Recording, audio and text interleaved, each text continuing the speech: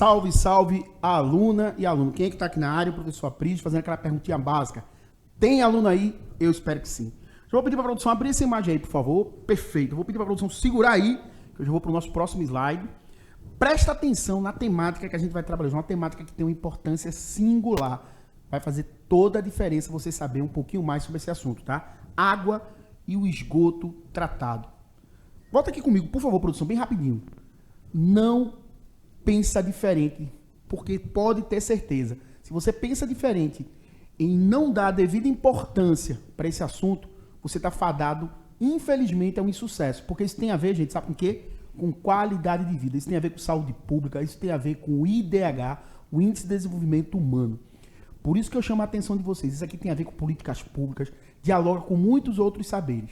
Dito tudo isso, vou pedir à produção abrir essa imagem novamente e vamos tentar metabolizar, entender qual é o objetivo da nossa aula. Compreender que não basta ter água. Vê só, gente.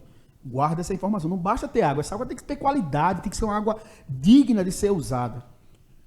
É preciso que ela seja o quê? Limpa, seja potável, tenha qualidade para ser consumida. O Brasil se caracteriza por ter um baixo índice de tratamento de esgoto. Gente, um número gigantesco de brasileiros, estima-se que em média quase metade da população brasileira não tem um tratamento digno da água. Isso é algo que tem que ser chamado a atenção sobre a gravidade disso para ter uma sociedade que garanta os seus direitos, que tem a ver com justiça social.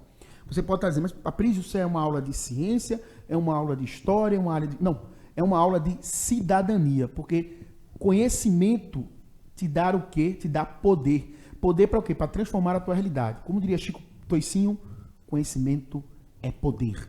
E aí, presta atenção, não deixa de prestar atenção nessa informação. Ou seja, tem um tratamento muito aquém do desejado. Acarretando em quê? Em grandes riscos à população. Risco de quê, gente? De saúde pública. Vou até dar aqui uma dica. Tem um livro chamado As Flechas de Apolo, que ele fala justamente, a partir de um recorte histórico, científico, de como é importante o cuidar da água. Como a água impacta a minha saúde e a tua saúde. Se liga nessa informação que faz toda a diferença. Já vou pedir para a produção, nesse momento, abrir essa imagem. Essa aqui é clássica. As características da água. A água ela não pode ter o quê, gente? Não tem cor. Ela é incolor. Uma água de qualidade, ela não pode ter cor. Insípida, ou seja, não tem gosto. Ela é o quê? Não tem cheiro, ela é inodora. Essas três características, esses três grandes dimensões da água, é um grande garantidor, é uma chancelaria que você está diante de uma água digna para o consumo, uma água que tem as características organolépticas, que tem a ver com todos os teus sentidos, que garante para você que você está consumindo uma água, que ela é potável, uma água que está apta a ser consumida. Tem muitos outros fatores, tá? Não é só isso não. Mas isso é, com certeza, o início dessa nossa história épica. E aí, eu vou pedir para a produção, isso, abre essa imagem. E aí, é a gente entender quais são os benefícios, o que é que a água tem de tão bom? Primeiro, ajuda na digestão. Segundo, limpa o organismo. Terceiro, regula a temperatura do corpo. Pense numa função importantíssima de termorregulação, de osmorregulação. É muito importante a água. Protege o organismo. Transporte de nutrientes, gente. A água, com certeza, é um precursor importantíssimo para transportar nutrientes. E, não menos importante, ali por último, está presente nas secreções. E vou pontuar aqui, saiba diferenciar secreções e excreções. Excretas, geralmente está associada a algo o quê? Geralmente não. Vamos ser mais objetivo. Quando eu estou excretando algo, é algo que tem que sair do teu corpo, tem que sair do teu organismo. Secretar é algo que tem a ver com o quê? Com um bom funcionamento, com a boa relação homeostática do teu organismo. Dito tudo isso, vamos para o nosso próximo slide. E aí, é interessante a gente ver esse recorte aí. É a gente perceber qual é a oferta de água de acordo com a tua idade, de acordo com o teu tempo de vida. Então, abre essa imagem aí, por favor. Isso, perfeito, produção. Os fetos, em torno de 90%. Então, ao nascer, você deve ter em torno de 90% de água. Bebês, 80%. Crianças, 80%. Adulto, né, jovem adulto, 60% a 65%. Idosos, 55%. Volta aqui comigo. Até porque, quase que usando o nosso senso comum, né, o nosso doxa, diz o quê? Que o nosso corpo é constituído de 60% de água. Mas, estatisticamente, percentualmente, essa é a distribuição. Vou pedir para mais uma vez a produção abrir essa imagem, para que esse aluno possa se apropriar desse saber, desse conhecimento, de forma mais consistente. Fica com essa imagem. Isso, porque eu já quero adiantar isso aqui. É bom fazer. E o que é bom fazer? É exatamente isso que vocês estão vendo aqui, que está enumerado também. 6 pontos que eu acho relevante para você entender como é importante a gente cuidar da água, como é importante a gente preservar essa grande riqueza da nossa sociedade, dessa riqueza que é um grande garantidor da nossa qualidade de vida. Primeiro, tomar banho rápido e desligue o chuveiro. Para o que, gente? Para justamente você economizar na hora que você estiver se ensaboando. Tá se ensaboando, gente? Liga o chuveiro. Eu sei que muita gente não faz, mas já deveria começar a pensar diferente. Utilize a água da máquina de lavar para regar plantas. Claro que é uma água. Essa água, nem sempre você pode pensar assim, essa água está apta para ser usada. Pode ter certeza, gente. As plantas, elas têm uma tolerância, uma resistência gigantesca. Somente varra a calçada ou lave com água do quê? Água que você utilizou em outras situações, tá? Águas que você está reutilizando ela. Água de reuso, tá? Guarda essa informação. Torneira fechada quando estiver usando. Imagina, tu tá escovando os dentes, tá lá escovando. Não tá fazendo o processo de desliga, tá? É importante. Verifique e corrija qualquer vazamento. Você não imagina quanto isso impacta o teu bolso e impacta a tua oferta de água para o futuro.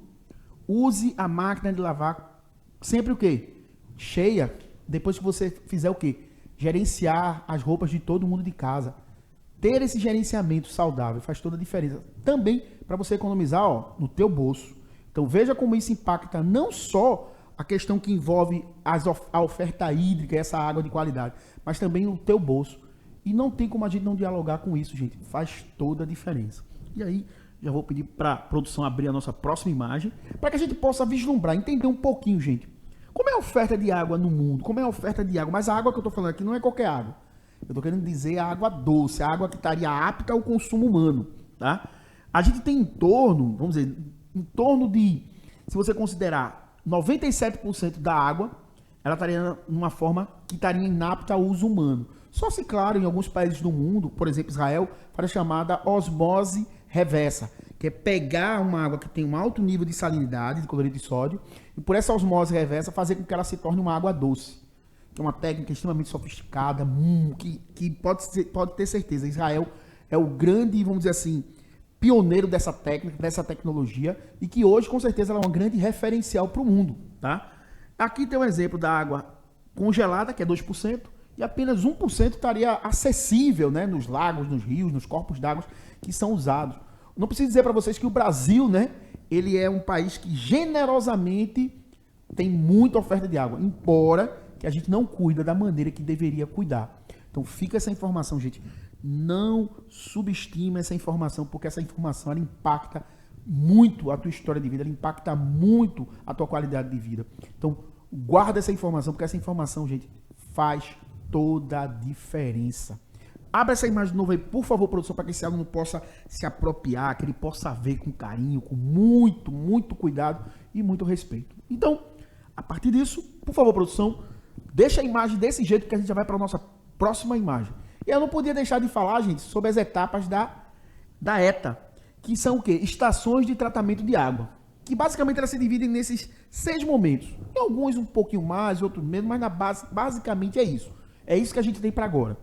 A gente vai ter a captação da água, certo? Você vai ter a floculação, tá? É usado alguns produtos que daqui a pouco a gente vai falar, que faz com que a sujeira, aquilo que não deveria estar na água, forma uma espécie de espuma, uma espécie de estrutura que vai ser agregando. Tem um processo de decantação, e aí usa a gravidade, né, para poder justamente pegar essas impurezas e poder depois fazer essa separação, tá? Tem depois a desinfectação, o processo que vai desinfectar a água, né?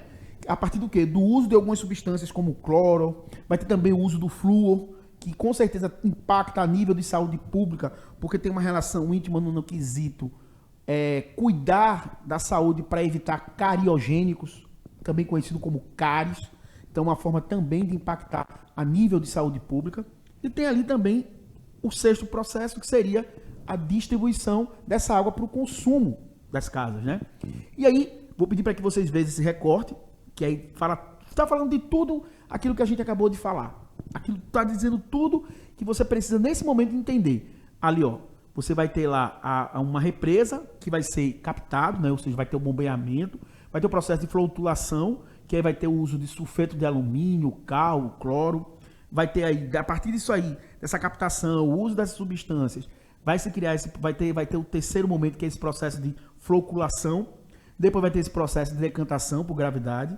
Depois, a partir desse processo de decantação, se faz uma filtragem usando carvão, cascalho.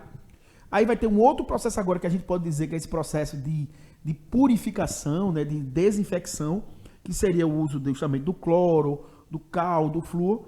Aí isso vai para um reservatório da água final, né, dessa extração de tratamento, para daí ser o quê? Ir para um reservatório, para daí ser distribuído. Então isso é um grande ciclo virtuoso. E aí vocês sabem que existem outros processos dessa água voltar novamente lá para aqueles corpos d'água, através do processo de precipitação, evaporização, e aí vai. São vários fatores que estão dialogando o tempo todo. E é importante você entender isso. Então, a partir disso, vou pedir para a produção abrir novamente essa imagem, para que esse aluno possa se apropriar desse esquema, desse recorte, que ele é pedagógico, ele é didático, para você entender isso. E aí, vou para aquele momento, você precisa saber. E aí você pode estar se perguntando, o que é que eu preciso saber? Simples. Você precisa saber o quê? E é importante, preste atenção nesses dados. Eu vou pedir para que você tenha essa leitura matemática, porque é relevante você ser alfabetizado e letrado matematicamente, porque tem a ver com a tua cidadania. Entender a matemática a partir desse letramento matemático, a partir dessa alfabetização matemática, é um grande garantidor do uso da tua cidadania. Então vamos lá. Apenas 40% do esgoto gerado no Brasil é tratado. Presta atenção, gente. Apenas 40%. Então, 60% não é tratado. Veja que número assustador. 35 milhões de brasileiros não têm acesso à água tratada. Isso é muito grave, gente. Muito. A água é um veículo de importância singular para garantir a saúde da sociedade. Então, veja como isso impacta a mobilização de energia quando tocante é saúde pública. Preste atenção nisso. 85% dos rios monitorados pelo SOS Mata Atlântica não tem boa qualidade de água. Gente, pasme, 85% do que é monitorado pelo SOS Mata Atlântica é uma água de má qualidade. Mais de 70% das doenças, mais de 60%, é isso que você está ouvindo mesmo, não é diferente, não é isso mesmo. Tem relação com o quê? Com a qualidade da água, gente. Volta aqui comigo. Só por essas informações que estão aqui, você percebe como é importante a gente olhar o tocante do quanto a água impacta na tua qualidade de vida. Então, a partir de tudo isso que a gente viu até agora, eu já vou ir para o nosso próximo slide, que é aquele slide que fala sobre as nossas referências bibliográficas. Vou pedir para a produção voltar aqui comigo. Já vou registrar aqui com letras garrafais meu muito obrigado a você, aluno, e você, aluno, porque a gente só está aqui por uma razão, por você.